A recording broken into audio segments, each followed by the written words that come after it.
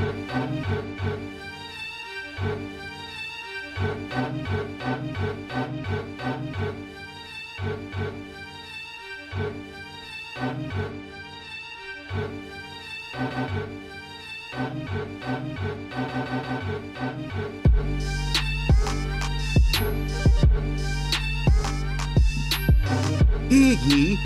ye, gather round for another edition of Young Kings Wrestling featuring the JDF Memorial Sovereign Soundboard.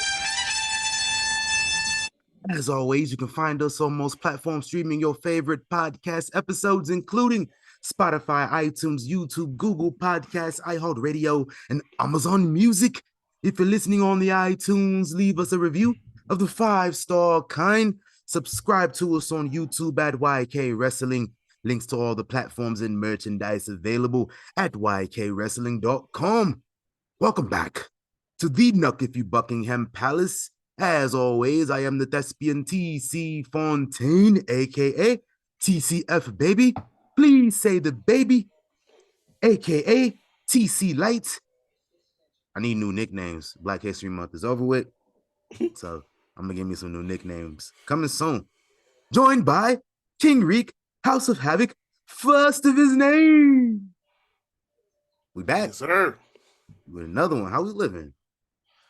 I'm cool, man. It's getting warm out here. You know what I'm saying? Listen, so it was a good day. This is my least favorite part of the year. I think I would say the least favorite part because like the heat shit is given in the summertime in Vegas. But March is nothing but dust storm. I never heard of a dust storm until I moved out here. I got an alert on my phone. Like the first year I was out here, it was like a weather alert, like dust storm, stay inside if you don't need to be outside type shit. And I'm like, what? Excuse me? I feel like Dr. Umar. I beg your pardon. I beg your pardon. I was like, hold on. What are you talking about? What's good with that? Explain this shit to me. It really be dust flying outside. So like it's gearing up to be that time. So, you know, if I sound a little different, it's the allergies. So bear with me. And I wanted to come on here with the Sting face paint today, but I wasn't ready. I would have did that. So we're gonna talk about Sting in a bit, but shout out to Sting. Shout out to LeBron James. LeBron James, 40,000 points, 40K. First ever person to get that much. And just looking at the way things are going, the patterns, I think that's only gonna last about 13 more years. Like you got Luka out here putting up 35 a game. Yeah, that's nasty bitches. Like he could probably do that for a minute. When I make parlays and it's still minus like 300 for him to get 30 points. Like that's telling. Yeah, that's insane. Him and Shy. And he was dropping Shy, whatever his name is. And he dropped like 7. Yo, that boy is crazy. Like he cold. I don't think it's a game where he hasn't hit 30 in like 3 months. That was when I used to gamble. He was one of my dudes that was like guaranteed. Like last year, him, Paolo, like them the two main ones. Like LeBron, Luka, even Harden. Like I Harden assists when he was in Philly. Yeah, the fact that he ain't been MIA this year it's a little scary. I ain't gonna hold you. Yeah, I mean they cooked though. They can't beat us. Yeah. They ain't going nowhere. Yeah, they can't beat us. Hey man, shout out to LeBron. Let me get these RIPs. A lot of people passed away this week, man. Oh man. RIP to my dog Virgil. Y'all remember Virgil? We talk about Virgil all the time on this show. New Jack and Virgil. What we supposed to do? We losing all our candidates, fam. It's a damn shame, man. Y'all remember Virgil? He was going through it. You know, dementia was hitting a bunch of stuff, everything like that, and a bunch of health issues with him. Yeah. So RP to Virgil. Y'all remember him as the bodyguard to Ted DiBiase, the $1 Million Man, and then he was in WCW. He was a member of the NWO. He was Vincent. So he was named Virgil after Dusty Rhodes. And then when he went to WCW, he was named Vincent after Voldemort. So y'all, yeah, y'all didn't realize that. Now you know. Also RIP this past week to comedian Richard Lewis. Y'all remember him from Curb Your Enthusiasm. He's still on this current season, actually. Curb Your Enthusiasm is hilarious. If you've never watched it, find it and check it out. Vegas legend too, man. He used to do a lot of stuff out in Vegas. RIP. Back to the wrestling, because you know it's wrestling deaths come in threes. So we had somebody who I'm going to mention in a second, and then Virgil, and then Paul Vachon, Mad Dog Vachon's brother, Luna Vachon's father. So it's a royal wrestling family right there. I found out he's also in the Nebraska Pro Wrestling Hall of Fame. Did not know there was a Nebraska Pro Wrestling Hall of Fame, but Paul Vachon is in there. Sting is also in the Nebraska Wrestling Hall of Fame. You know, Sting's from the O. And who else is? I think I seen The Rock was in there. I don't remember the last time The Rock wrestled in Omaha. I was like 9 years old. It was shortly after 9/11 was the last time he was there. From what I remember. But yeah, shout out to Paul Vachon, RIP. This is long-winded. RIP to Chris Mortensen. This is an NFL reporter at ESPN. Did you see that? That shit sent me. Because I'm like, wait a minute. Hold on. Because the first person I seen make a tweet about it was Rappaport. And I'm looking like, wait a minute. I'm like, oh, he retiring or something? Like, what's going on? And they said, you know, he'll be missed. I'm like, what the fuck? Right. He the reason Tom Brady got suspended a few years back. Oh yeah. he was the Deflategate dog whistle for sure. Fuck cancer, man. Though. I remember he had cancer a while back too. So RIP to him. And then I heard old Anderson also died. You know it's the Mac Militant coming to get it on.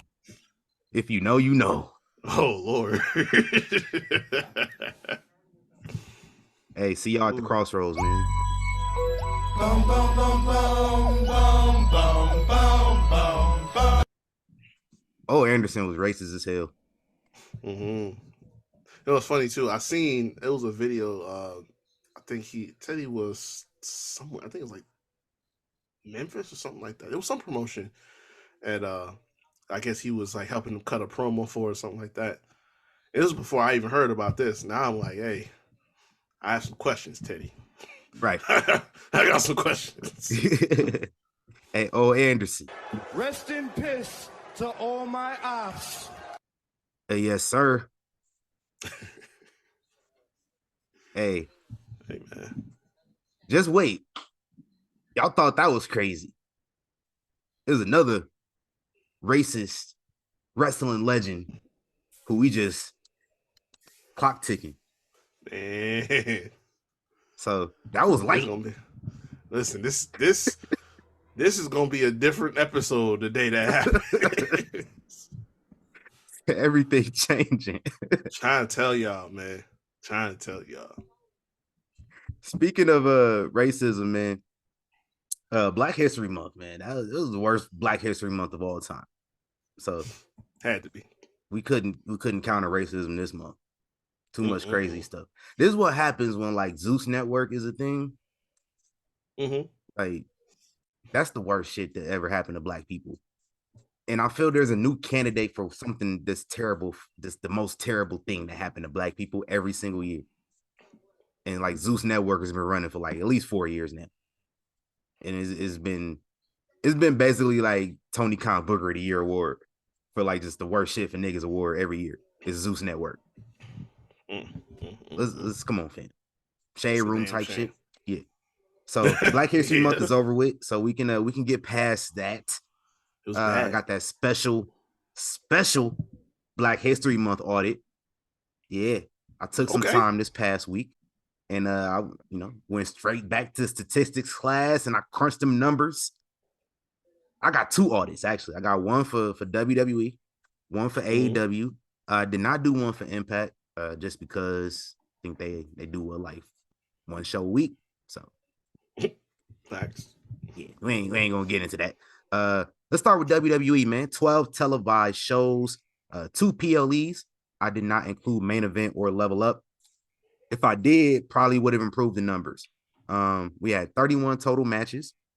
3 of those matches were black people going head to head. So somebody had to win, somebody had to lose. They both counted towards a win-loss record of 13-21.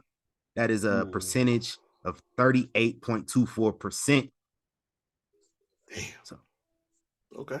black people won 38% of the matches they was in this year. Crazy. Okay. People with the most matches, all these people had 3 this past month. Mi Chen over on SmackDown, formerly known as Mia Yim, Lash Legend, Jada Parker, and The New Day all had 3. Lash Legend, Jada Parker got 2 wins out of that for the most wins on a month, joined by Oba Femi and Kiana James. So shout out to all the black people on NXT. Oba. Yeah, niggas on the main roster didn't win more than 1 match this month. Mi Chen lost all 3 of hers. Most losses out of everybody. Mr. H over there, man. What's good? I got questions, man. Hey, listen, I'm just saying, I'm looking at the numbers for NXT. Them numbers is cool. Yeah. Now, if I did NXT, it might have been like 50%. Well, see, I mean, Sean running the show with NXT now, and Triple H, something in 2003 starts ringing bells in my head. People like you don't get to win matches during Black History Month. Type of situation going on. Yeah, man. I don't know. I be worried sometimes, man. Yeah, I do too. Ever since he took over, it was just like immediate change. Like, oh, niggas is losing a lot. Hold on. That's what I'm saying, bro. Do I need to go in there and get in your ear? You need to get more black people. Like, Lashley was cooking. You know what I'm saying? Bianca was still. Profits. I mean, she ain't going nowhere. Street Pro. I don't see the Street Profits wrestle no more. Like, they had 1 match all month. They just like window dressing for Bobby right now. Like no actual. They wasn't even in that tournament for the tag team title match for Elimination Chamber. Facts. They weren't. They could have competed in that. You know what I'm saying? They over here losing the ALP, getting fucked up by them niggas. Oh, they getting cooked by them dudes, man. Yeah, man. It's scary hours. Yeah, big scary hours. On the other hand, AEW, let me just include some guidelines for this. I did include the coonery for numbers' sake. So, you know. They also had 12 televised shows, but only 25 matches featured black people. A couple shows didn't even feature niggas at all. Same situation where it's 3 matches, black people on each side. So everybody's included. Win-loss record of 9-12-1 for a winning percentage of 43.18. AEW had a better month for niggas than WWE did. That's frightening. That's scary, ain't it? It really is. That's rare. Almost. And now if I went to go pull the numbers for the last year, AEW might still be higher. Just off of what I remember. I don't remember seeing outside of Bianca, Lashley here and there on the main roster. I don't remember seeing niggas win like that. Yeah. Yes. I tell you, like, ever since that shift, you know what I'm saying? Now, Big E, before he got hurt, he was, New Day been 50-50 with this whole Imperium shit. And before that, I seen New Day win 2 matches in the last, 3 months that I remember. Yeah. Yeah. One of them had Jey Uso. They had to win that. Exactly. Like, bro, it's just, I don't know, man. I don't know. Imagine if I did not include NXT. Like, that'd be tough. Most matches this month in AEW, Brian Keith, Bounty Hunter, he had 4 matches this month. The most wins going to the Bang Bang Scissor Gang. I just found out that they was, I don't watch AEW. I just found out that they like trios champions and Billy Gunn got a belt. Oh God. I seen Billy Gunn on this AEW Revolution. He had a belt in his hand. I'm like, what belt do you have, bro? You like 70 something years old, bro. Like, what year is it? Those just old niggas holding all the tag titles in that company right now, apparently. Exactly. Like, listen. I know we're gonna talk about it, but the man did not need to be holding championship in his farewell tour. Like, Right. that's just pandering, bro. That's just pandering. And Should've I'm gave sure that he nigga the probably belt told years ago. I'm sure he probably said, I don't need to, have him. Like, when he first came in, when you started this tag team thing, like, he could have did that. Now you want to do it at the end, like, stupid. That way you keep him undefeated the whole time he around until the last match. Right. Especially if you're gonna have him wrestle as much as you did. Right. Anyway, most losses also go to Brian Keith because in them 4 matches he only won 1. So I'm going to declare the MVPs of this month, Anthony Bowens and Max Caster in AEW for Black History Month. Just off the numbers, undefeated, had the most matches as a team, and they undefeated. They didn't lose all month. I can't not give it to somebody that's undefeated.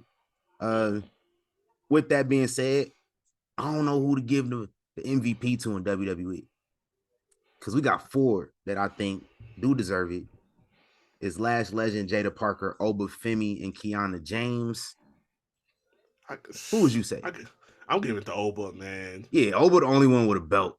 Like, not even that. Off of presence alone. Like, this motherfucker cut the coldest promos talking about, listen. He said, send me somebody, but don't send somebody who you want back. Like, that's gangster. That's some cold shit. That's the most gangster shit I ever heard before. Now listen, that's called motherfucking bars, nigga. You know nothing about that. Nothing. Well, I'm just saying, he's not 22. Hell no. And we need to stop that. Listen, there had to be something back there. The birth records got destroyed or something out where he from. So he might be 22 where he originally from, but that number's not the same over here. That's all I'm saying. I am 12. Right. With a mustache and cornrows and shit. Facts. Hey man, let's talk about this week in wrestling history. Real brief. 1997, Davey Boy Smith, the British Bulldog, defeated Owen Hart to win the inaugural European Championship tournament, and he was the first one. The last one I want to say was Rob Van Dam. Belt was only around 5 years. It was the first toy belt I ever got though. So like, love that belt, Kim. Yeah. Year 2000. Triple H defeats Cactus Jack at No Way Out in the Hell in a Cell match. Was supposed to be Mick Foley's retirement match, but come on now. This Terry Funk homeboy. You know that wasn't his last match. It was never gonna happen. Facts. Also on the same show, Kurt Angle defeated Chris Jericho to become the second Eurocontinental champion after D'Lo Brown. Yeah, don't ask me who Kurt Angle fought at WrestleMania that year. Right. It was Chris Jericho, but it was somebody else I heard. Yeah, it was there was Voldemort. There were multiple participants in the match, and they each took a title off him. So big facts. Mm-hmm. Big facts. 2007, John Cena and Shawn Michaels defeat Rated RKO to win the tag team championships.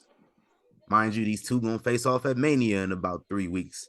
Yeah. So, and it was just a guessing game every week. Like, well, when is he gonna kick this motherfucker in the face? I was just waiting. Hell yeah. I was staying up late watching every last minute of this shit because I'm like, I know it's coming. I just don't know when. Never happened. It did. I mean, the night after Mania. Yeah. But it was like before Mania, it didn't happen. I was shocked. Mm-hmm. 2011, wrestling's greatest tag team, Shelton Benjamin, Charlie Haas, defeat the Briscoes on the main event of the Ring of Honor 9th anniversary show. That match is on YouTube. Go watch it. It is fire. It's Shelton Benjamin, Charlie Haas versus Briscoes. Of course, it's fire, bro. Of course. And then in 2021, we had a debut of two. One should be Hall of Fame, I would say. One is in a Hall of Fame right now. And then the other one, I would say, things work out. She'll be in a Hall of Fame too. Shaquille O'Neal and Jade Cargill defeat Cody Rhodes and Red Velvet on AEW Dynamite. That's Shaq and Jade's debut. Man. Shaq ain't been back in the ring yet. Shout out to Willow Nightingale, just got a dub on this show. Okay, So, okay. yeah, big shout out to Willow. I don't know who she was facing. I think Sky Blue. Yeah, it was Sky Blue. Shout out to Willow. And shout out to Jade. And shout out to Shaq. Shaq ain't wrestled a match since this. Yeah, They put this nigga through a real table. He said, hell no, big fella. Mm-hmm. Had to call the general, get some insurance. So I need that general health insurance. Yeah, that's Give me some icy hot. Give me all the products I endorse. I need it right now. Mm-hmm. Shaq will keep a check, motherfucker, too. Listen, we ain't even talked about like that big chicken joint. They coming up everywhere. The outlets when Y'all my got a sister big work chicken at, out there now? They just put one up like maybe 6 months ago. I had big chicken a couple times. It's cool. Like I had the one over on the strip. Mm-hmm. It was cool. I went in there. I was like, "Hey, Shaq come in here sometimes." Like, "Oh yeah, so every now and again he'll come in here and he'll work." I was like, "Hey, he a real nigga come in there and help his employees out." Yeah, not too many owners do shit like that, bro. Ain't none that I know. Nah, I ain't seen the owner at my job yet. The resort that they opened up around here, they would tell us about our owners all the fucking time. The Kalahari owners, and they put the one time that I heard about them pulling up there, these motherfuckers was the grimy. Well, the father and like one or two of the sons was dickheads. They got drunk and was acting the damn fool about how that go. Some bullshit. Yeah, but that's just what I've been seeing. So more to the point. Yeah. Hey, you know how that go, man. Yeah. I heard the owner of my job cool though, so I just ain't never seen him. Everybody got shit. They got on their own business to deal with, like other priorities. They can't just be popping up everywhere. So I get it. I understand. Happy birthday this past week. Special happy birthday to Metacarpal Henry, the son of Mark Henry and Mae Young. Happy birthday to that young brother. Hey, Metacarpal Henry.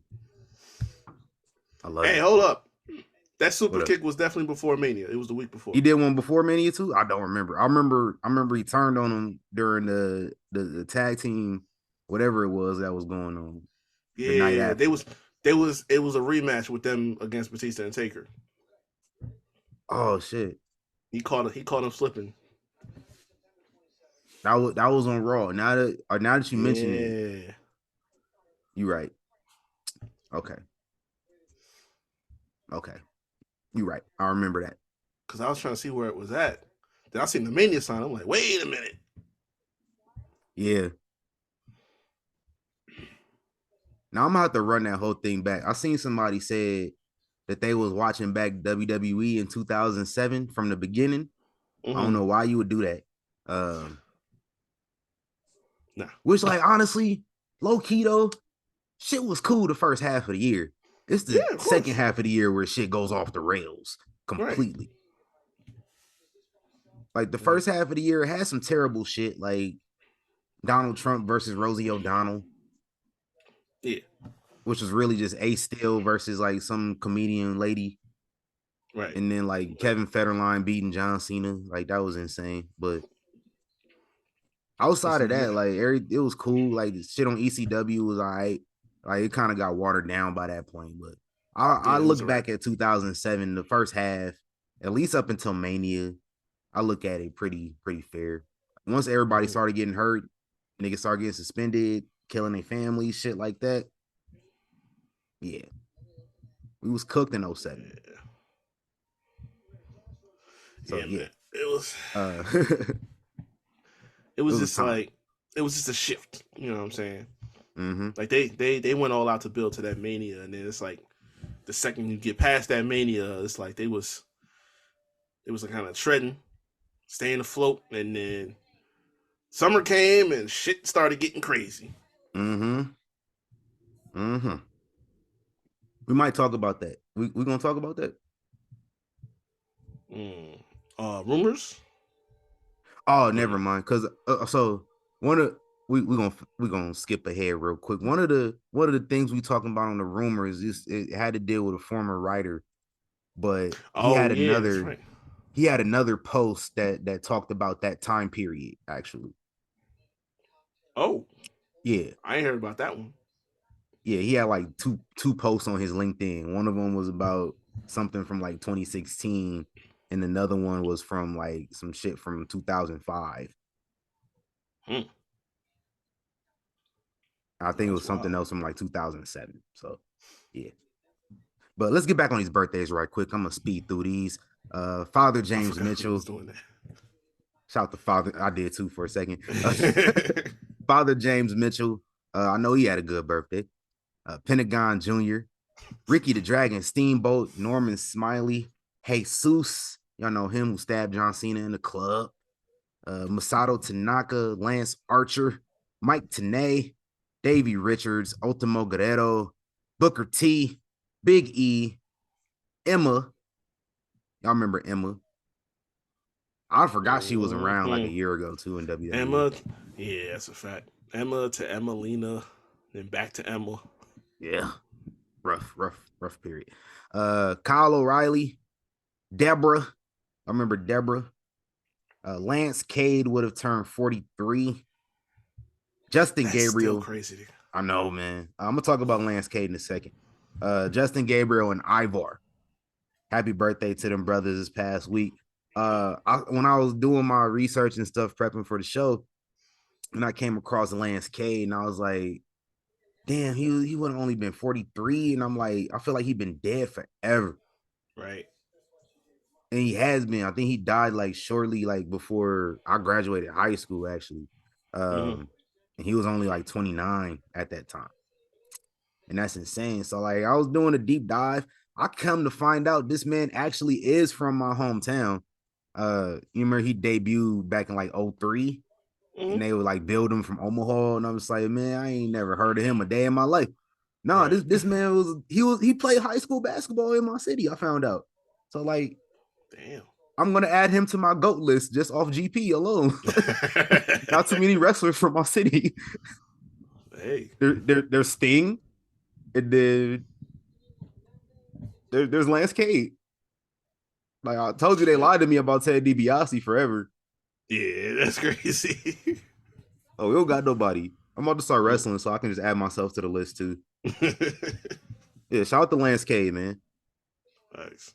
I did not like Cade Murdoch, but I did enjoy Lance Cade like early on when they was talking about he from Omaha. I was like, hell yeah, that's my dog. And then like they was like, nah, he from San Antonio, Texas. Yeah. No, that's cap. Murdoch That's just cap. image wise invokes too many bad thoughts. Nah, that when they hold Crime Time, yeah, I didn't like that. And especially seeing him nowadays too, like he's just further Trevor going Murdoch. into. Yeah, man. He looked like every wrestling fan. Basically, he looked like It's all y'all. bad. Like if y'all had a face, it would be Trevor that Murdoch. man's face. It's either Trevor Murdoch or Kevin Owens. This is one of Oh, y'all. don't do that.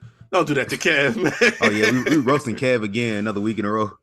Oh God. Yeah, I don't want to hear more commentary no more. Hell I no. really don't. I listen. They doubled down on my little rant I went on last week by putting him on commentary. I know they did. I tell you that y'all be listening, though. Y'all be tapped in. Cause I'm telling, as soon as he got on commentary and he was just doing the shit that I was literally just talking about. Like, let's not do that. Let's not. I'm gonna save it for later, but y'all motherfuckers and just want to do player hating award shit. Why are we saving it? I mean, I need to play the ether beat. I'm getting tight. I'm feeling some type of way, especially because of who did it. Like, we don't fuck with y'all. No, we don't fuck with y'all. We really don't. And y'all don't have nothing. Y'all don't have nothing of any real substance ever. So I don't understand the audacity that y'all have. Been doing player hating years for fucking 2 or 3 years straight. We doing awards for player haters. How dare y'all? And we do this all year long. Got candidates, line them up week after week. By the end of the year, we got awards for them. Y'all ain't never did that shit. Now that we done been here for a while, now y'all want to come around and start doing some bullshit. Y'all having Player Hater of the Year awards now because Drew doing it on TV and making it look cool. Like, disrespectful. I'm sick of this shit. Real talk. Fuck Sean Sapp. Fuck that nigga, for real.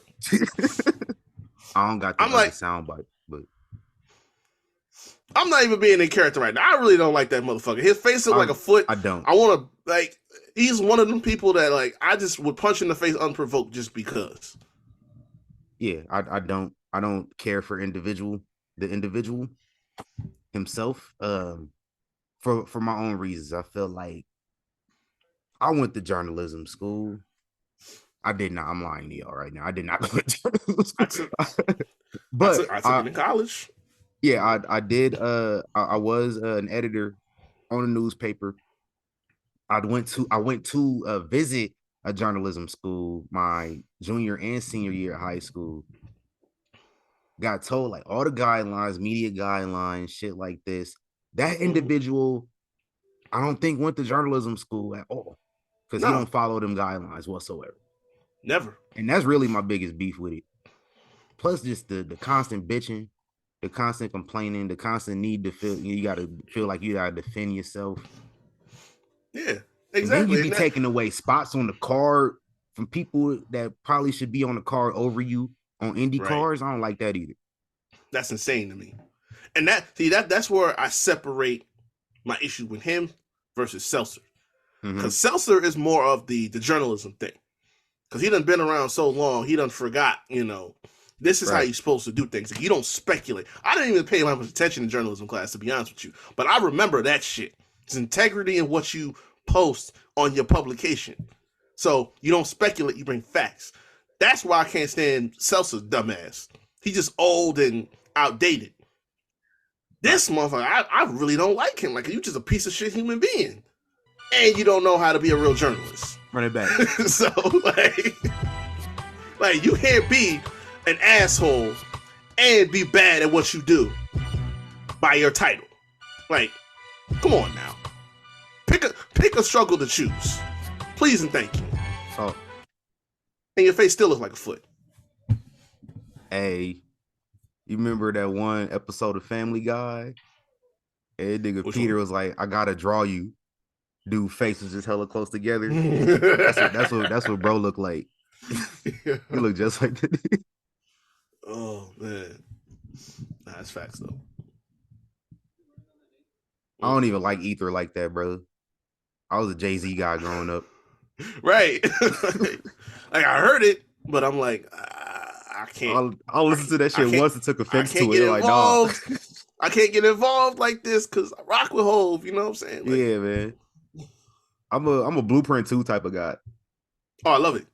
I'm a super ugly type of guy. Yeah, man. Y'all know about super ugly. Mm-mm. Y'all just know about Ether Takeover. Y'all know about super ugly. No, sir.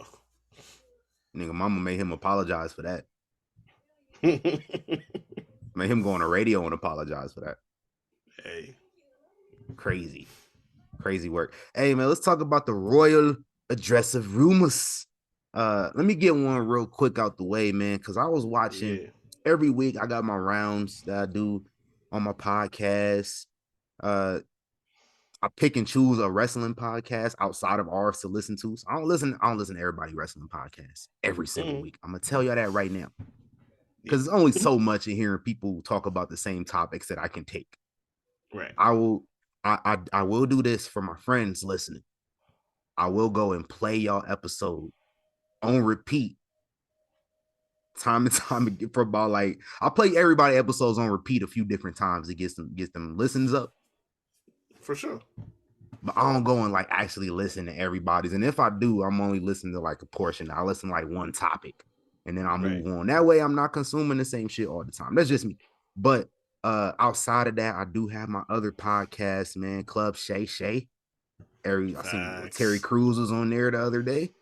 Mm-hmm. Yeah, listen to Club Shay Shay. All the Smoke. Tap into All the Smoke all the time. Ever since they started up, Pat McAfee was on there. So I seen Pat on there. I was like, yup. Wasted no time clicking it. My man's talked about when he got invited to a kicking contest his senior year high school, and his dad would not pay the entry fee because he already had a scholarship to Kent State. So he's like, why I'm gonna pay this at the time it was $1,500, he said. It was like his dad was like, I'm not paying $1,500 for you to join a kicking contest when you already got a scholarship. Fuck out my face. So Pat McAfee being the person he is, like, he ran that shit up in a poker tournament, this underground poker tournament in the basement of this Italian restaurant in his city. Ran it up, had enough money to go and enter the contest, won the contest, and got offered a scholarship to West Virginia. And that's where he went. Almost led them to the national title game. Y'all remember that? Crazy. Missed 2 kicks that would have got them in the title game. Said he got a lot of old school death threats. It's pre-social media death threats. I'm about to say, like, West Virginia, those death threats were probably house visits. Uh-huh. Now imagine if he was a black kicker at West Virginia. Woo! Yeah, he'd be on the news. Listen, it would be a news story. Hey, it'll be a little something like this. Bum, bum, bum, bum, bum, bum, bum, bum, bum. Big facts. Go pull up in a pickup, like 8 niggas deep, like 8 people, and about 6 teeth between all of them, with some big old shotguns and all that shit. Yeah. You got 5 minutes to get out of here, boy. We gonna blow that shit up. Mm-hmm. That's how they talk in West Virginia. They sound like Jamie Noble. Yeah, no, they really do. Hey, but Pat was also talking about how he's been taking rich guy illegal substances. So he probably can't pass a WWE physical to wrestle right now in time for Mania. You know how that goes. At least he's being honest about it. I'm gonna talk about somebody who wasn't honest. Oh, well, yeah. I guess was. He was honest. He was a little too honest. Yeah. Pat also admitted to being on the RVD green diet, which not necessarily a shock. Oh, look, I've been knew that. Like, that wasn't. It didn't take a rocket scientist with this one. Talk about going to some spots out here in Vegas. Yeah, like certain people, he when you hear them some talk, spots out here. Oh, yeah. Okay. So you know where to pull up if he in town. Facts. Or sit out there waiting outside for him, like, man, go check out Young Kings Wrestling. Facts. Hey, he already follow us, so shit. He do. Shout out to him. Shout out to Pat. That's all I got in the middle of SummerSlam. In the middle of SummerSlam, dog. That's some real shit. That's some real shit. Pat, if you listening, yeah, I appreciate you, my guy. Because I had the sign. I had the Baron Corbin joint. Facts. Yeah, we was lit. We was lit that day. Pat. All right, so shout out to Dirty Dom. He about to get married in like a week. He popped the question to his lady back in January. So yeah, he about to get hitched. You know what I'm saying? Nice. So this whole situation with Rhea might have to get wrapped up, fam. WWE got they finalizing their spot with Cleveland, Ohio for SummerSlam this year. Shout out Joakim Noah. Gonna be the the best thing that Cleveland will be have going on in that stadium for a while. Come on now, they ain't that bad. I mean, this year they was alright, but you know, we can't keep a good thing going on in around there. So That's true. you know how that go. Camille, she did an interview. She said she spoken to both Tony Khan and Shawn Michaels. I'm gonna talk about Tony in a second. But she said she's made a decision regarding her wrestling future. Said she posts new videos on YouTube on Wednesday, so we'll keep your eyes peeled on the YouTube for on Wednesday. See what she says. Didn't reveal, but like I said, she'll probably post when she's ready to make the announcement. But realistically, it's going to be between one of the two places. So I think it makes more sense to go there. You know, WWE handle that, but we gonna see. And speaking of Mr. Khan, so I have two things on this. One, I don't do this. I don't reference the Seltzer-verse. But I did see a particular quote that is conducive to Tony's behavior. So I'm only going to reference that and just leave it out there for y'all to chew on.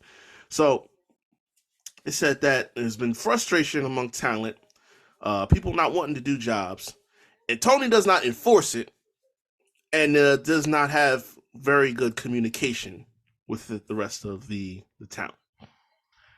Very little communication, and there seems to be no authority, you know, and obviously the long-term booking doesn't exist, and we done said that since the beginning. Yep.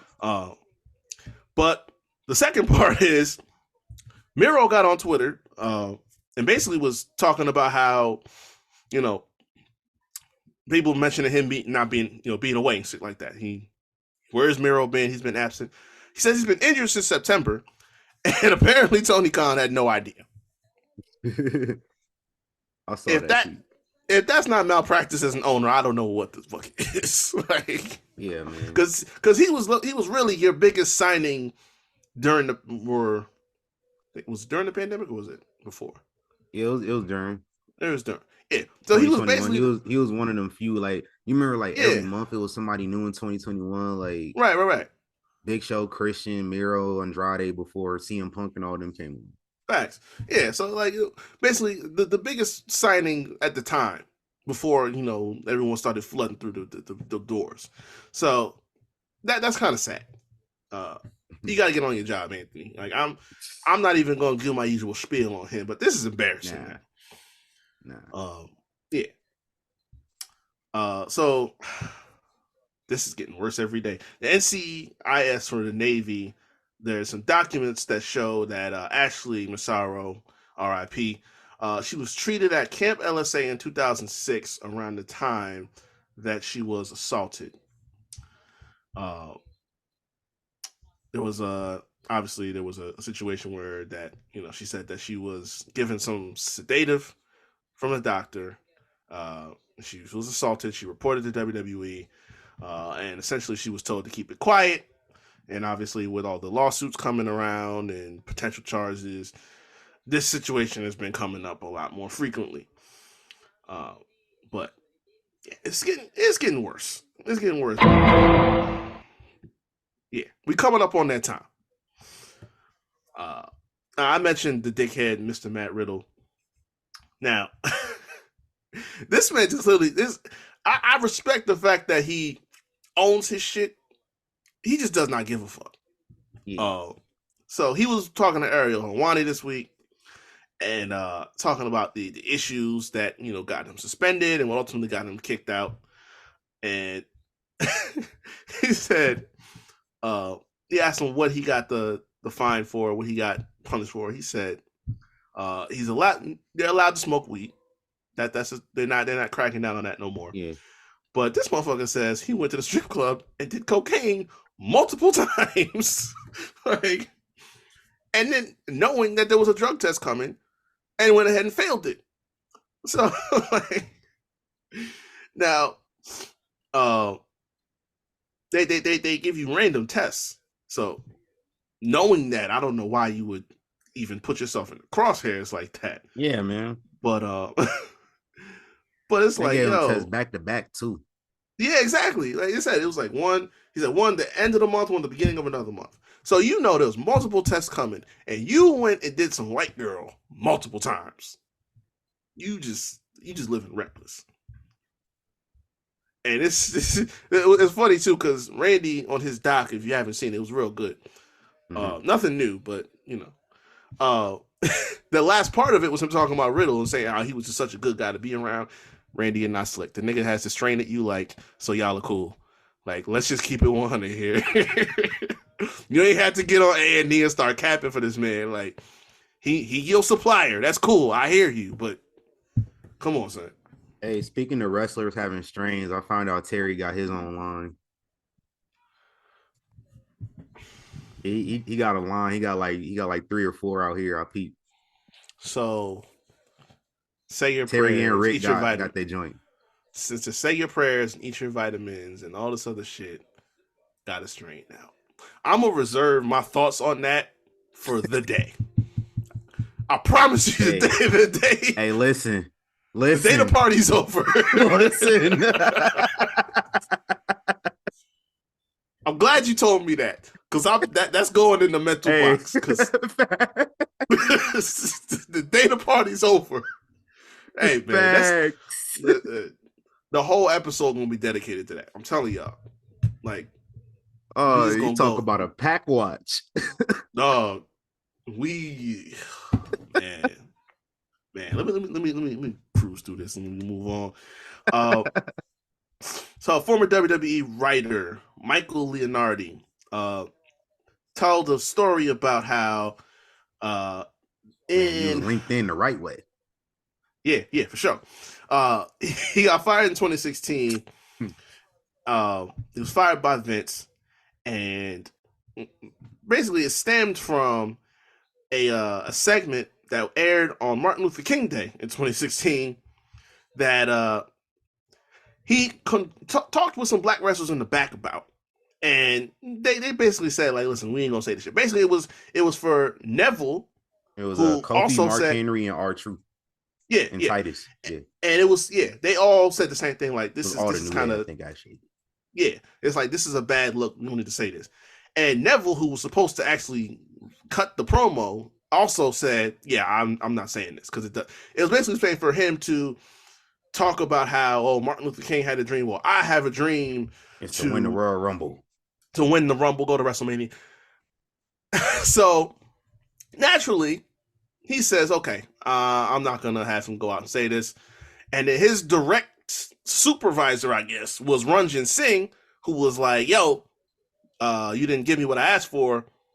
So he goes back to Vince, reported that, and Vince fired him. This actually came out during Black History Month, so this is kind of upsetting. the last day of the month, but yeah, this is par for the course. I'm not really surprised by that. Vince is just tone deaf, so it ain't much you can say about it. But man was born in 1944, bro. But bouncing off of that pause, the dude, Michael Leonardi, that was the name, Leonardi. Mm-hmm. Yeah. On his LinkedIn, he had another post that talked about that wasn't his first time working in WWE. His first time working in WWE was back in 2005, and he was one of the writers initially assigned to do stuff for Muhammad Hassan. And he's like, same deal, not feeling comfortable with it, asked to be taken off of it. And then he has some other duties that he actually got demoted from for doing that, which they ended up giving him back said duties after Muhammad Hassan got let go. So, and which they had to do because, I mean, right. the way the shit that I haven't gotten to it yet in 05, but the way they were booking it and the certain shit that they were doing, and the times they were doing it, like, the networks was like, you got to get the shit off our TVs because like y'all forget this man gotta actually go through the airport for real. Yeah. Like it's people that'll be like channel flipping and don't know that this shit ain't real when he's up here talking about, all this post 9/11 Right. shit and Facts. like. But then somebody time else to do said, Italian. yeah. But now I'm trying to like remember exactly what was going on. But I remember somebody in his comments, another person that was working there, talked about how they were a writer on. It might have been the same dude. I just know it was somewhere on his post, and the dude was like back in 07, how VKM was just like mad as hell. His big summer angle got ruined when you know what happened. Oh my God. And they was just like, yo, I mean, this shit just happened and your biggest concern is about your angle. Yeah, man. Yeah, bro tripping. This how you know. That doesn't surprise me either. The angle was not gonna be that good anyway, but dog. Y'all could have lost. I did want to know what happened though. I mean, there is enough dots that you could connect to figure out the whole story. But yeah, my thing is, y'all could have lost everything behind this situation. Facts. Like, it's been talked about it. Like, the whole shit could have got shut down over what happened. I would not be caring about no angle. I really would. Hey, I'm not surprised he did. He told us out his own mouth, I'm gonna destroy my own creation. Nigga tried to do that just last year. Hey, man. But luckily he sold it. Facts, man. Yeah. And last thing I got, Tama Tonga out of New Japan, reportedly headed to WWE. So you know what that means. Yep. Put your ones up again. Hey. Fuck that story. Ooh. Oh man. I need parts. I'm gonna just give a warning, Cody fans. This is probably not gonna be a good night for y'all or day, whatever time y'all listening to this. It might not be a good time for y'all. Hey, we can we talk about that now? We done? We done with the rules? Go ahead. Yeah, I'm good. Hey, I'm good. man, let's all right. So The Rock on Friday posted on Twitter a 15-minute video. And I saw that shit and I'm just like, I forgot niggas can post 15-minute videos on Twitter now. It used to only be 2. Niggas can post 3-hour videos if they wanted to. And that's why my app don't ever fucking work whenever I use my phone. That's why the website don't be working on Twitter.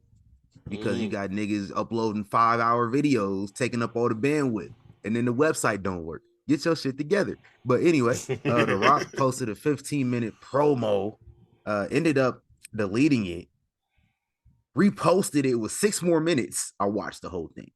Told you I was at work. I don't be doing shit. He cooked Cody, cooked Seth, cooked Mark Henry's co-host on Busted Open. Cooked the fuck out that white dude. Oh my God. Grilled him. Grilled the Cody crybabies. He cooked everybody. He told Seth Rollins, he said, nobody at Netflix was asking Ari Emanuel about you if you were going to be the top guy on the show. He said, you know who they asked about? They asked about The Rock. They asked about the People's Champion, the star of Netflix's most viewed movie in history. They asked about me. He told Seth to know his role, or you know the rest. He was going to make sure that belt goes on somebody else's shoulder. Put that nigga in his place. And then he clears the air about the whole Cody Rhodes situation, the whole we want Cody stuff. He said, Cody Rhodes understood business. And Rock basically confirmed what I've been saying for weeks now, actually, by the way. I'll tell y'all that. Cody Rhodes was selfish. He only thought about himself because Cody Rhodes is a guy that grew up in the business. Roman Reigns is a guy that grew up in the business. So did The Rock. Cody Rhodes knew that Rock and Roman is the biggest match to ever take place at WrestleMania. And The Rock told him that. The Rock said, hey, fam, you're going to have to finish that story later. And I'm going to tell you why. Because it's business, it's money, it's TKO. You know what I'm saying? Rock said, it wasn't no hostile takeover that I attempted like all y'all was trying to say. Cody agreed to these terms. Yeah. Like, meanwhile, like, he didn't necessarily want to, but he understood business. And then he goes to say, back in Vegas a couple weeks ago, this man was acting fake in his face.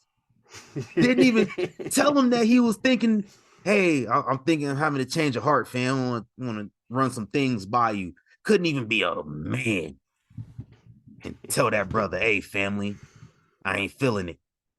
This man got emotional as soon as he got around Roman Reigns and decided to change his mind without even telling The Rock, without even showing some respect to The Rock. And then he gonna put the High Chief Peter Maivia and the Wild Samoan's name in his mouth to try to make a point. So The Rock slapped any other Anawaii words out of his mouth right on that stage, right in front of your boy. Called his cousins goons. Called his cousins goons? That's racist. That's too close to the N-word for me. Oh, man. 20-minute promo ended it by saying, fuck your story. Goes out there on SmackDown with the Versace shirt on again and talk this shit some more. He basically the new Mr. McMahon. He was just like, I'm your boss. Right. So I'll run the shit here. I can yada, yada, yada. He issued a challenge to Cody Rhodes and to Seth Rollins. He said on night one, y'all two versus me and Roman. Said, if y'all win, I'm The Rock. I'm going to sit back. I ain't going to do nothing. I'm going to say, hey, Solo, you good. Jimmy, you good. Paul Heyman, you good. Let Roman go out there and do his own thing. Cody Rhodes has earned that additional favor. But he said, if we win, it's going to be bloodline rules. The Rock might even be on commentary. The Rock might be a ding, ding, ding, ring the bell. Jimmy Uso might be in there with the popcorn, delivering the snacks. Solo gonna do what Solo do. Paul Heyman be the special announcer. We all gonna be out there. You gonna do your thing. Hey, he said Solo might do the national anthem, and Solo was fighting for his life. Hey, the Solo said. Solo be wanting to laugh so bad, bro. Yeah. The Rock was trying his hardest. You can only be putting your serious face on for so long, and he got to do it all the time. So it's like you say something left, like you gotta get duck for cover. You know what I'm saying? Big facts. And so The Rock ends. He ends his promo and shit. He tries to end his promo, but let's rewind a bit because Roman came out there first. And the crowd wasn't giving Roman the response that he wanted, the response that he was used to. And he took a little offense to that, understandably. Yeah. And so he's just like, man, I fulfilled my obligation. Fuck all y'all. Like, I don't need y'all. I'm the tribal chief. I'm the undisputed champion. I'm good. Nah, fam. Paul Heyman was just like, but The Rock ain't came out yet. And that's when Roman knew. That's when it hit him. That's when the insecurities got lit up. Said, I am not the most important person in this situation no more. Big facts. And it hurt my dude. It hurt me because that's my nigga. So my one's up every time. Right. But even I had to call the spade a spade. I was like, it's looking real spooky. I said it from the time we got done with the press conference. Like, listen, this man done walked out. He didn't have to say, I'm the real head of the table here. He just moves like it. And it showed. Yeah. Come on, It's all bad. So The Rock goes in the promo, and this man Roman stops him from hitting as if you smell all that. He said, hey, before you do that, I just need you to do one thing, and that's acknowledge me. And The Rock gave him this look. I know that look on The Rock face. I've seen it. I've seen it before. I've seen Rock give that face to Triple H. Yeah. I've seen him give that face to Stone Cold. Right. But he said, hey, you my family, so you all right for now.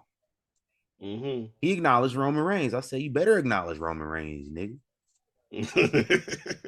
You know, I'll play both sides. You know. They both my goats. So I'll play both sides. I was not prepared for it. I wasn't. And this is some good television. It could have lasted the whole 2 hours. I don't care. Anybody that was complaining because it took up almost the whole first hour, y'all can kick rocks. That shit It's like we say it, but like it's just being proved more and more every day. This shit is really cinema. That's why it's good. That's why he can get up there and talk his shit about how wrestling is so exciting now, because it's turning into real cinema like this. Facts. Like when you get invested to what's going on the way it is right now, it's the same way you get invested into a good movie. You know what I'm saying? You waiting for the next page to turn. That's where we at. Big facts. And at the end of the day, like Rock is giving us something that's been missing for so long, especially in the new age that we in. I mean, not even new age. It's been like the past 10, 15 years where everybody knows the ins and outs. Everybody knows what's backstage, what's going on backstage, what's supposed to happen, what plans are out, because everybody want to leak shit. Now we've reached that point where the lines are getting blurred so much, and we don't know. On one side, that promo, that 20-minute ether to Cody to Seth to everybody, like that's in character, but there's some truth to what he's saying too. So it's like you're at a point where you now have to decipher what's real, and you can't do it. And then in the actual Bloodline story, you don't know what's really going to happen when we get here in April in Philly. You don't know what's really going to happen. Like we can speculate all day, like Rock with the pointing the finger up with the thumb out. You know what I'm saying? Then this week he closed it up. You know what I'm saying? The whole, like, Cody sent him in there to be a secret agent. Maybe he did, maybe he didn't. Maybe Rock got his own agenda. Maybe Seth got his own agenda. Like, we don't know what's got to happen. And it's like, that unpredictability has been missing for so many years. And he done injected this shit back into it. And it makes for, especially at WrestleMania season, that's the best thing that we could possibly get. And just bouncing off of that too, pause again. We talked about that actually, like all these scenarios, how Rock might have his own agenda, how Cody has his agenda, and made it, might have actually been the one to bring the Rock into the fold to begin with. Like this might just be all an elaborate scheme from Cody Rhodes. Hey, talked about Seth having his own agenda, and we don't know what direction they gonna go. I'm hoping it's in the direction for my narrative personally, for my agenda. Y'all know what my agenda is. Yeah, of course. Operation Stop Terry. I mean, look, the only thing we know for sure, and it's because they advertised it on the Super Bowl Sunday. Like, we knew there was going to be a tag team match or something involving Cody versus Rock or whatever. Like, they basically spelled it out for you. But you know they're going to lose night one. It's going to happen. Because when he said Bloodline rules, I'm like, oh, this shit going to be a madhouse. It for sure is. Because they have to put Cody through every ringer possible. If this is going to be his night, he going to win. He got to go through so many hoops to finish this shit out. I want the most overbooked match I have ever seen in wrestling. That's what I want. I don't care. It's WrestleMania. Just do it. Right. It don't matter. It's the biggest stage. You supposed to do the crazy hokey shit on the biggest stage. That's what I'm saying, man. Overbook the fuck out of this match. Have everybody out there. Have Rikishi finally show his face for once. Like, we might actually get Mania 17's main event times 10. And I'm okay with that. And y'all know that was overbooked like hell. It damn sure was. But that's fine. That's fine, though. Because it's like, the build up, we know about that already. The match itself, like, listen, it ain't the best match of the trilogy, but it's pretty damn good on one of the best Manias ever. You know what I'm saying? But we had all the extra book. Now, listen, you got everything. Like, there's not enough space. There ain't gonna be enough space in the link for all of this shit. Nah. But that's fine. That's totally fine. I thought about it too. I was just like, man, if I could get to Philly, I'll have to go check this shit out in person.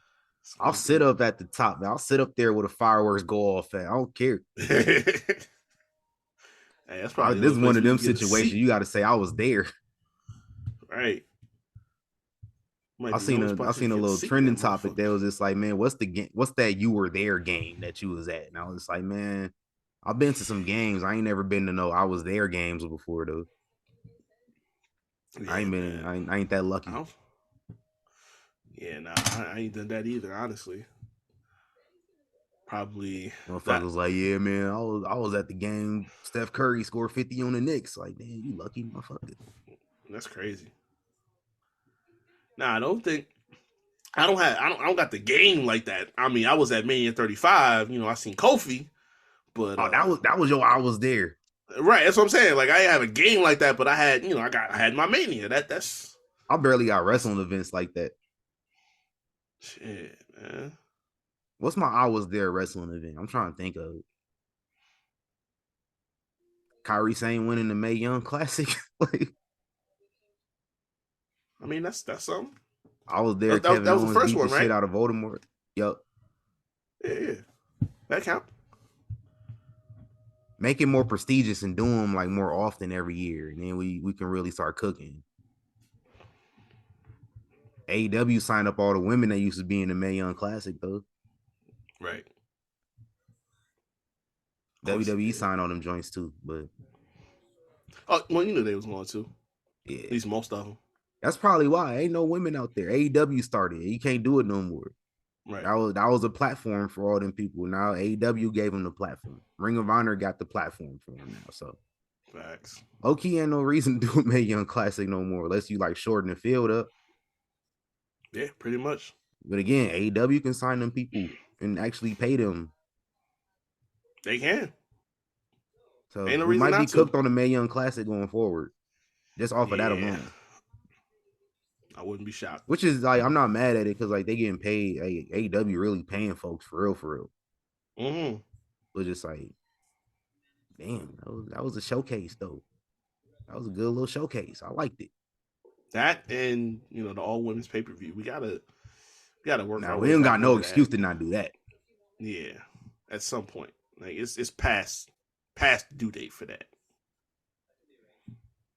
Hey, y'all should be OD and do that shit in Saudi. Would that be OD?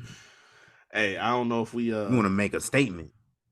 I don't know if we got to that point where they gonna Nah, all it's that. gonna be another 5 years for that. Yeah, you might not make it. Your plane might not land down safely. You know what I'm saying? Like, Hey, yeah, it'd be spooky hours if they do that too soon. So let's real, not do though. that. Just be on the safe side. Let's talk about what we watched this past week, and then we can end the show talking about AEW a little bit. I did. If we talking about The Rock, I was actually just watching WrestleMania 27 before we got on here. He was the host, the first ever host at WrestleMania, I believe, of the whole show. So shout out to him on that one. But I did watch WrestleMania 26, one of my favorite Mania cards, man. We had Triple H and Sheamus on here. We had Rey Mysterio, CM Punk, John Cena and Batista, Edge and Jericho, I believe. That was a match. Yeah, Edge and Jericho. Of course, the Money in the Bank. And then Shawn Michaels and Undertaker Part 2. My boy's last match ever at WrestleMania. Man. And I thought he was gonna win it. Yeah. I had no idea he was thinking of retiring. I was kind of a little bit in tune with the dirt sheets and stuff back then. I didn't see nothing that was indicating that he was about to step down and leave and retire. Yeah. So when they had that as a stipulation, I'm like, okay, he gonna win. He gonna win. Because by that point, it was like normally if we got a stipulation where you got to win, otherwise they pull it out. You know what I'm saying? Yeah. But nah, man. Yeah, I was kind of tweaked, man. I was sitting up in there. You remember they used to have them little like restaurants you could watch the pay-per-views at? Yeah. Yeah, man. We was I don't remember where we was at, man. But I was watching that. I was just sitting there like, damn. It's over. It's over. My favorite wrestler done for. Yeah, man. What am I supposed to do now? I didn't know what to do, man. Crazy. I didn't have a favorite wrestler for about a year.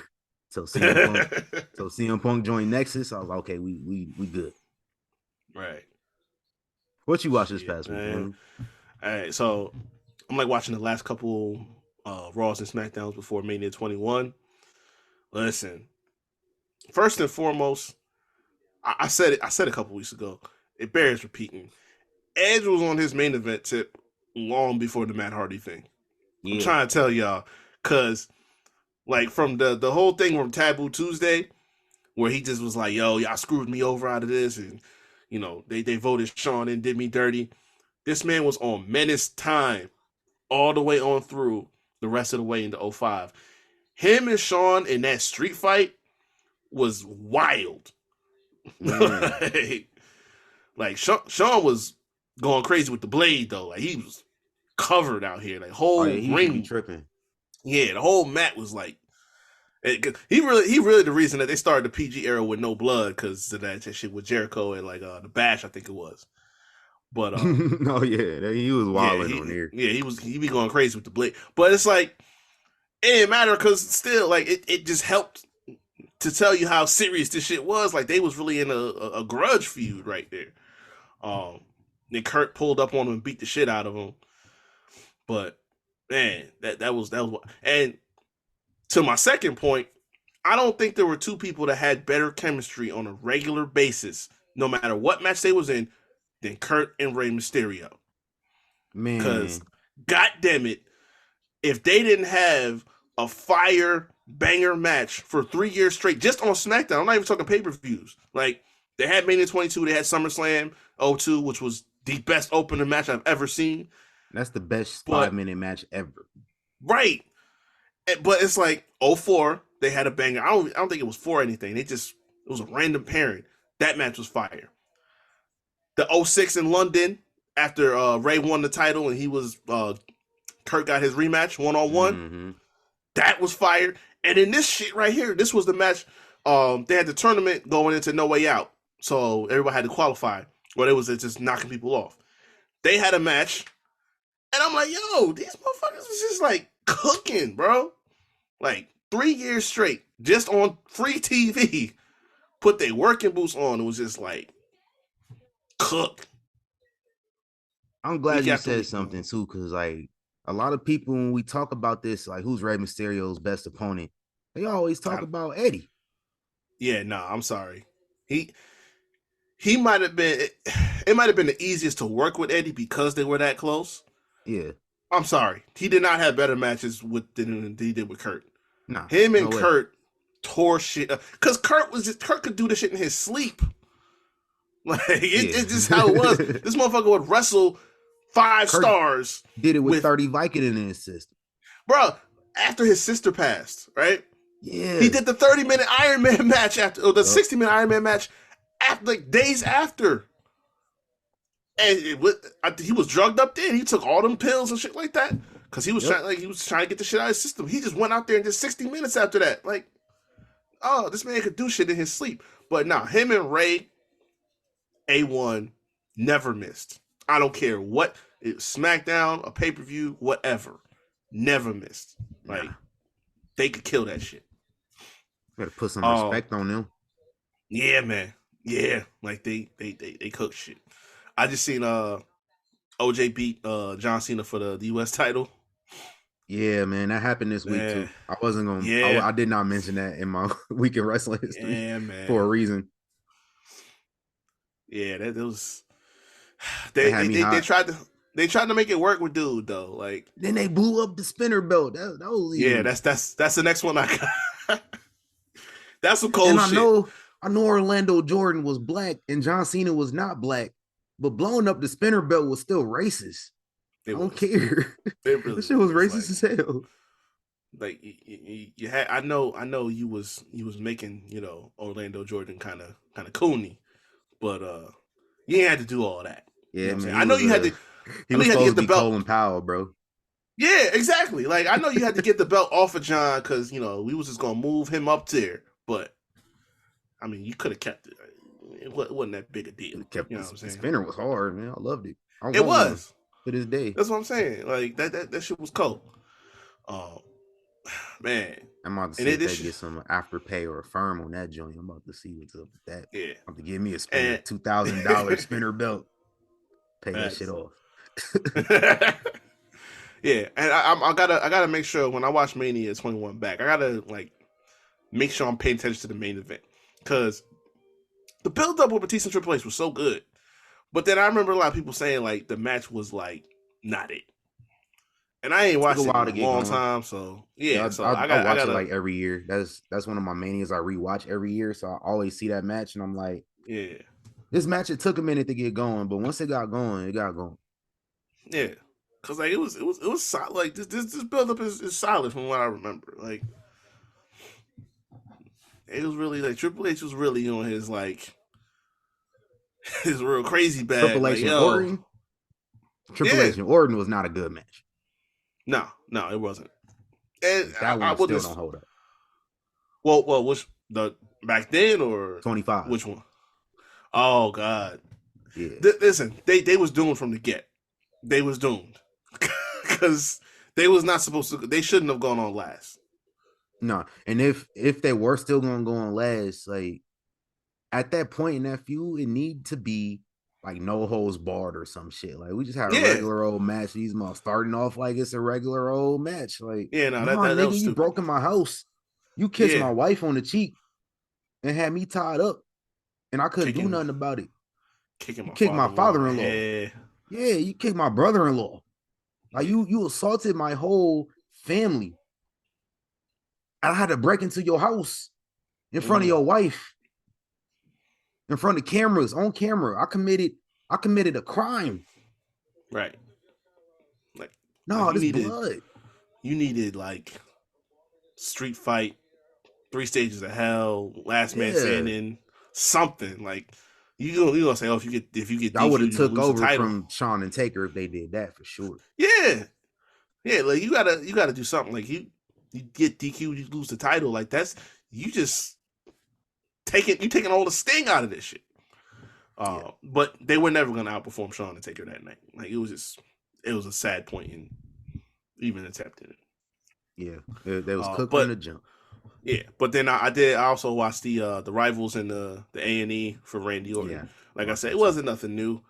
The Triple H, the Rivals Triple H and Rock was like that got me laughing a little bit because like I low key thought they really had beef, but they all basically confirmed like, yo, y'all really didn't fuck with each other. Like we work with each other because it's money. That's what they both were saying. Like, yo, this is good shit for TV. Even at the mid card, like they was a couple people in the main event tonight that need to understand that. Right. You know what I'm saying? But even from the time they were mid-carders, it was like people are drawing eyes on this. Let's keep it going. Then they move up to the main event scene. They're drawing all the eyes. Like, listen, we know we're money. I don't fuck with you. But I'm going to be cool and I'm going to work with you because I know we're going to cash out when this shit goes up to the manias and things like that. But yeah, that was cool. Yeah, I'm gonna check out the ones that's airing this weekend too. I can't wait to see that. Yes, sir. My bad. See what that's about. I hit mute on accident. I'm gonna see what that's about. Who's the episode tonight? I know Sergeant Slaughter is one of them. Sarge is the bio, and then the Rivals is Randy Savage and I think Piper. No. Hold on. Hey, that's I know the one joint was it's Randy Savage, I know that. And Jake. Randy Savage and Jake. Oh, okay. Oh, see, look, I gotta tap into that.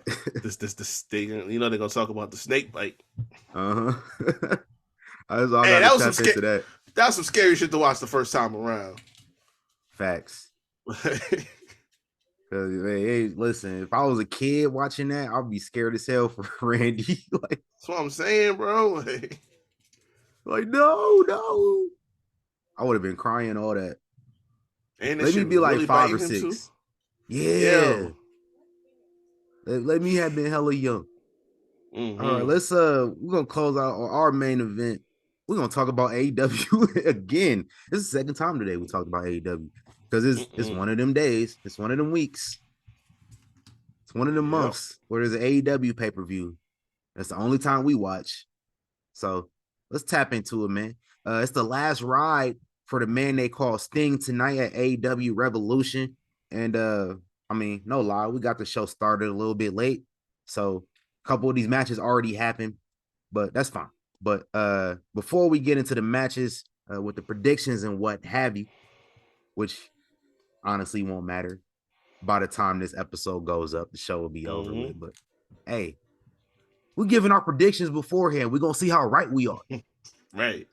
Let's get it cracking. Again, before we get into that, the last ride for the man they call Sting. His last match, possibly ever, unless he decide to go back to WWE or something and get, that way they can include all his footage, right, and video packages and whatnot. But if that's something that's important to him, it's his prerogative if he wants to do that. But as far as we're dealing with now, this is his last match in AEW.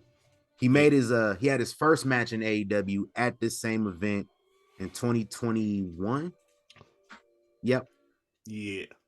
2021. And it was him and Darby then. Him and Darby still around now. They're the tag team champions. What are your favorite Sting moments and matches throughout his career? Real nigga didn't watch WCW, so most of mine are from TNA and WWE. But as far as WCW goes, we all remember Sting dropping down from the sky. Yeah, that was bat in cold. hand, whooped the shit out of Terry, whooped the shit out of Big Kev, Scott Hall, Randy Savage, all with the belt. Thought he was gonna touch Dennis Rodman too, but he left Dennis Rodman alone. He said, "All right, you good. I like the Chicago Bulls. We gotta win a championship in a couple months. So I'm gonna let you slide. But for right now, putting cases on all these bitches." Facts. Yeah, that him taking Big Gold off of Terry. You know what I'm saying? We had to go through some bullshit to get there, but a whole year or some shit. Yeah. Yeah, anytime you take a championship off of Terry, you get points in my book. The main event Mafia stuff, man. They felt like he was just like he was like on some Godfather shit as part of the main event Mafia. I like that. Peak Sting for me. Yeah. But yeah, the debut at Survivor Series was cold because I gave up thinking that he was ever going to show up, at all. So when that happened, I'm like, damn, okay. No, he should have won the Mania that year, but Vince I like that Mania match though, because we was talking about overbooked Mania matches. I think WrestleMania is the only time where overbooked matches matter. Sometimes it might be too overbooked, which is my complaint for Stone Cold and Rock in the Alamo Dome. It's not the Alamo Dome. No, it was in Anaheim. Not that one. Not 17. Wherever 17 was at. Astrodome. Some dome. God damn it.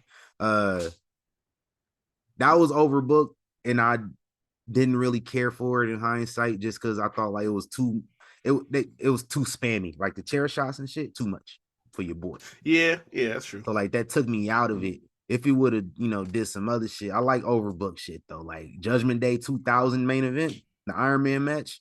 I love that shit.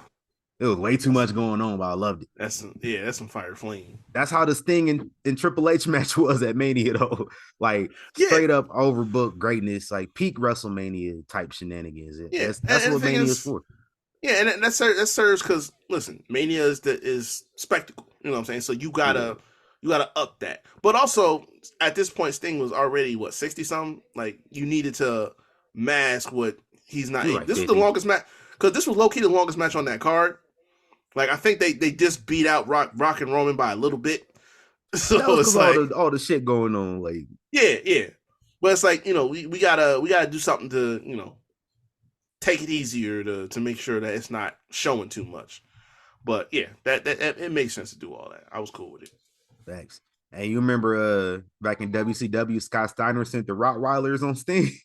Oh my God. Yo, Scott was really tripping in WCW. Like this motherfucker came out with a whole tiger just to walk out with him. Late 90s Scott Steiner. Yeah. Different. Dog was tripping. Scott Steiner 99 and 2000, different fam. Yeah. I got two of my favorite Sting matches in TNA, both that Bound for Glory.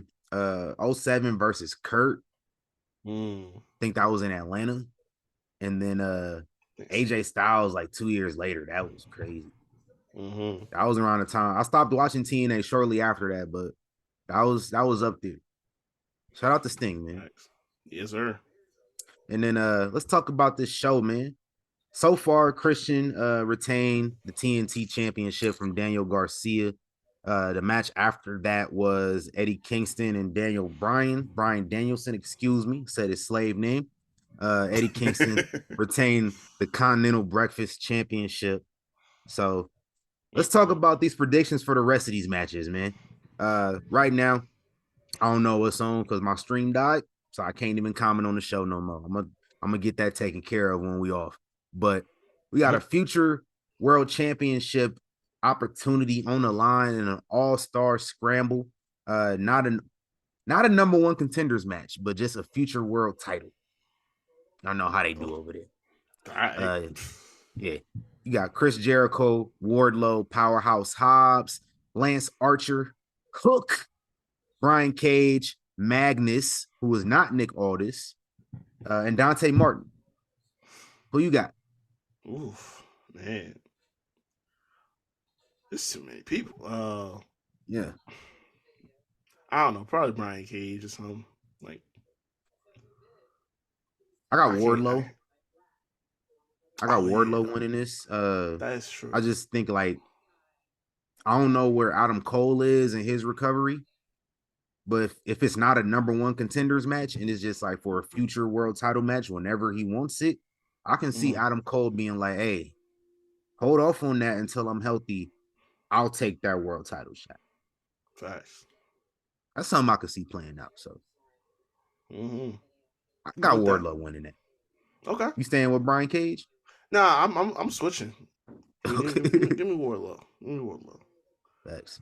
And they owe him something after the way they've been booking him into the ground since the MJF shit. Yeah. Which I mean is gonna be the same type of shit going on. My theory proves true, but one that makes sense if you're gonna do something in that regard. I can't really we don't want to see Chris Jericho winning the goddamn thing in regards to getting a championship match. No, we way past that. I wouldn't mind Powerhouse Hobbs, depending on who's a champ. Dante Martin, no, that ain't happening. Magnus, Mexican luchador, if y'all did not know. I don't see that happening. Hook already got a title shot. Lance Archer just be there to cash a check every now and again. Basically. So I think just process of elimination, Wardlow makes the most sense. Yeah. I'll go with that.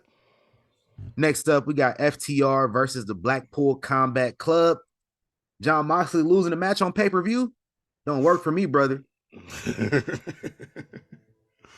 Yeah, it's not gonna. I already know who winning that. Yeah, of course. And then for the listen, we just gonna skip right past that. We know who's winning.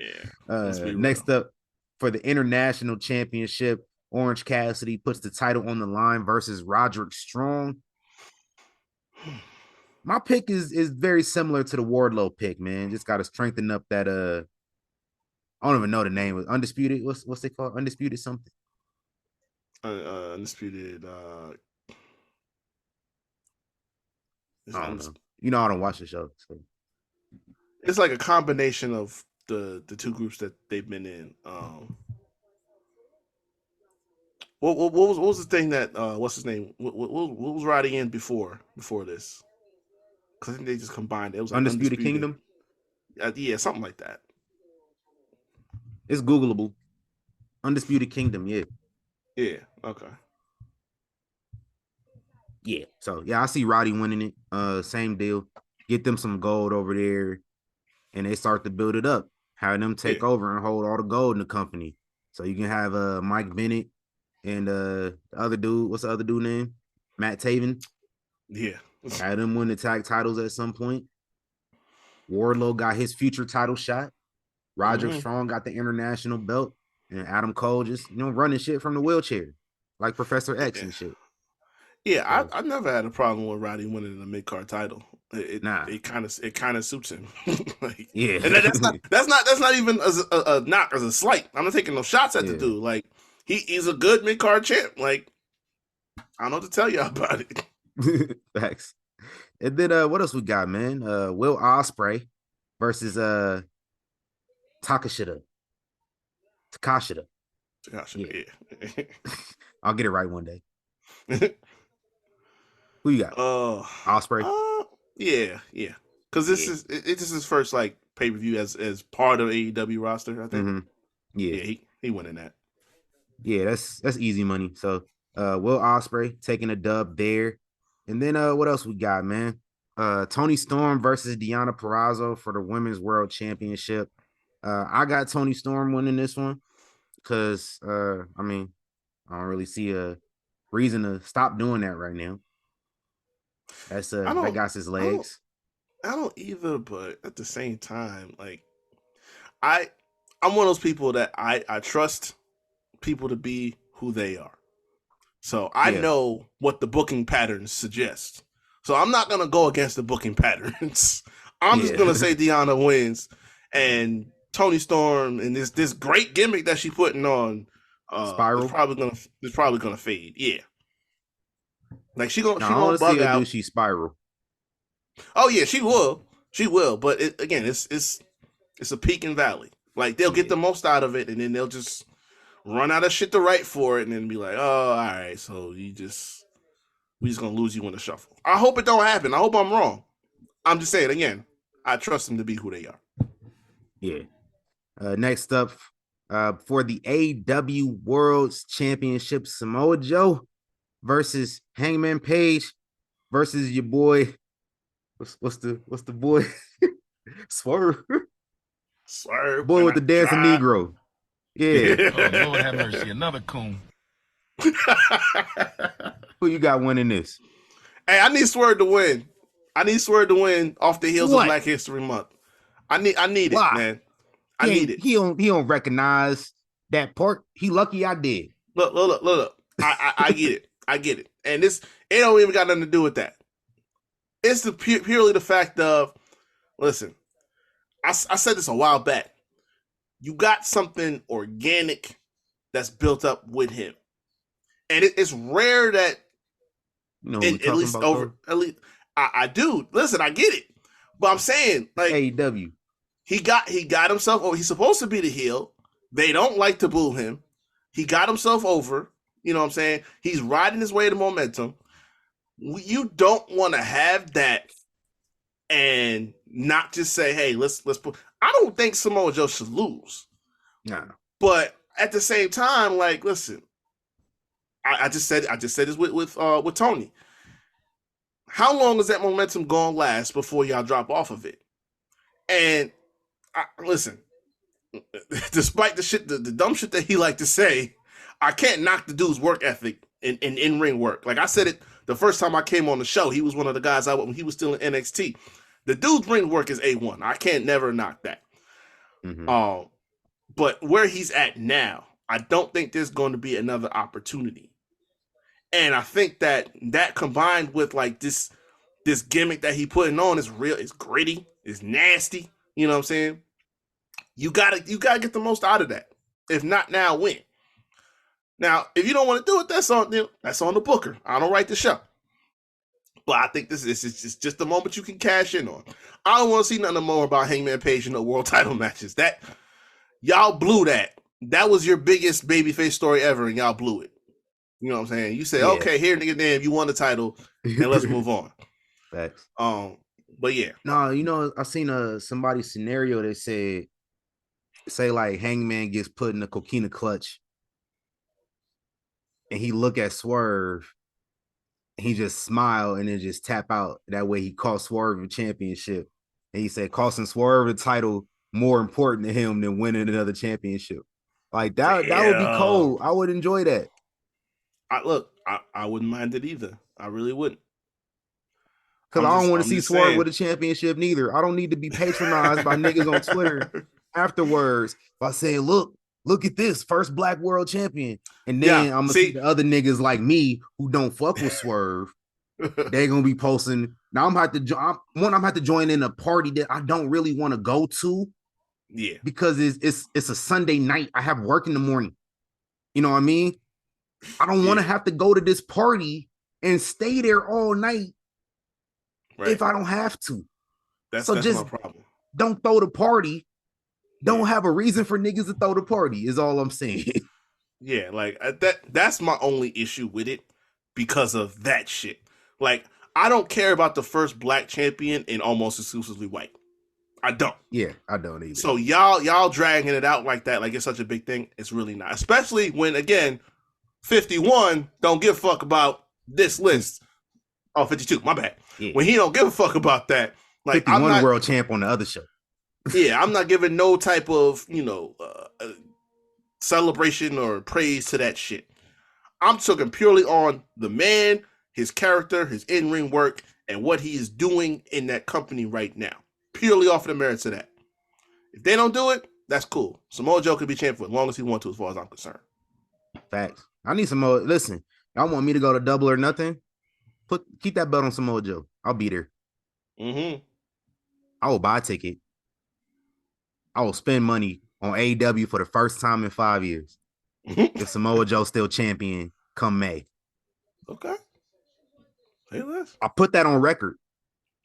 It's on y'all record. Heard it. Y'all heard it here first. So that's what's up. I'm just saying.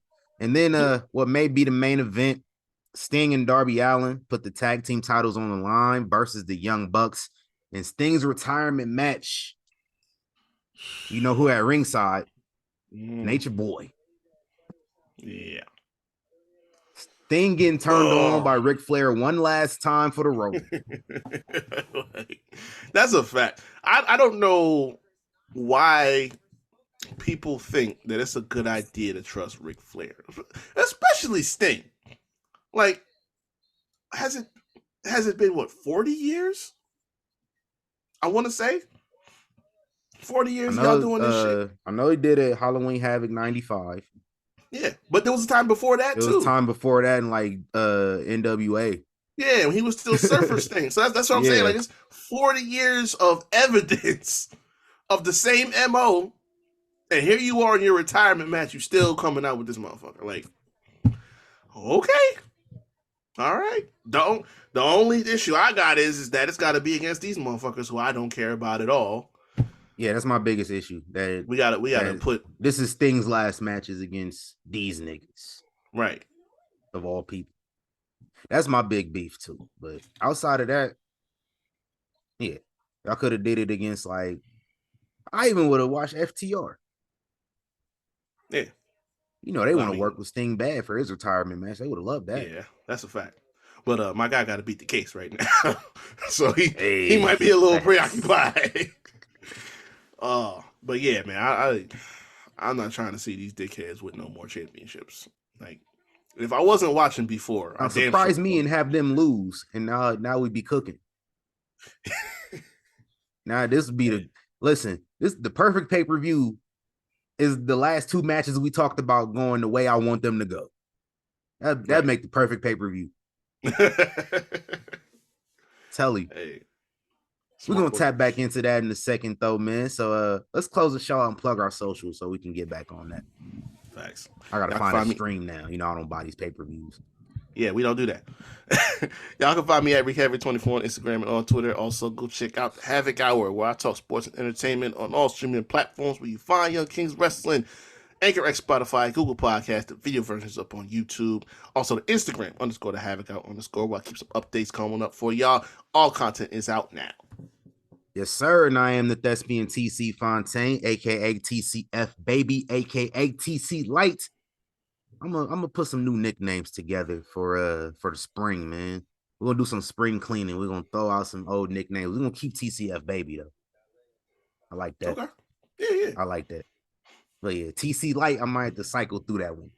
Might get something else on you. Follow me on Instagram at tc.fontaine. On Instagram at foy.flix to check out my photography. Get some followers on there if you want to follow your boy and give me some likes and boost my page up some. And then follow Young Kings Wrestling everywhere: YouTube, Twitter, Instagram, TikTok at YK Wrestling. Go to YKWrestling.com. Go and buy you some shirts. Shout out to my boy Vince tapping into the store, man. Vince done bought more shirts than I have from our own store. That's crazy. Every time I look up, Vince got something new. Yeah, I gotta re-up myself, honestly. Man, listen, me too. I'm actually about to go and get me like a hoodie after we get off here. I don't need a hoodie, man. It's fucking March in Las Vegas. Like, ain't nobody gonna be wearing a hoodie till November. But oh nah, I like hoodies though. So he talking about y'all got dust storms, man. Yeah, man. Motherfucker with allergies, your ass gonna be looking like big ass clams. That's how I've been all week, dude. Like, my allergies, I seen some pollen in the grass, and I'm like, God damn it, here we go. I've been suffering ever since, man. It's all bad. Hey, we'll be back next week, though, man. We're gonna talk some more about Mania, and we're gonna talk about the Hall of Fame class next week, because Victoria for Hall of Fame. You already know. Yes, sir. Said I'll be back to hold you down. I don't want to leave. But we got to go right now. I could not let this episode end without saying Victoria for Hall of Fame. If I don't see her on the Hall of Fame list, whenever that come out, for some reason, we got 3 weeks till Mania. Ain't no damn Hall of Famers been announced yet. Thanks. Until that happens, though, and until I see Victoria get announced, we on the platform forever and a day. Hey, yo, we out of here, man. See y'all next week. Gone. Yes, sir.